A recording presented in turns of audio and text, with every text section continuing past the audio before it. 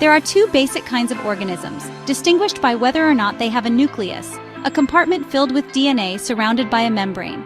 Prokaryotes are organisms whose cells lack a nucleus and therefore have DNA floating loosely in the liquid center of the cell. On the other hand, eukaryotes are organisms that have a well-defined nucleus to house and protect the DNA. The basic qualities of prokaryotes and eukaryotes are similar but not identical. Because all living things fall into these two groups, understanding the differences and similarities between cell types is important. Scientists classify organisms composed of cells without nuclei as prokaryotes, which means before nucleus. Prokaryotes are the most common forms of life on Earth. You are, at this very moment, covered in and inhabited by trillions of prokaryotic cells bacteria. Much of your life and your body's processes depend on these arrangements.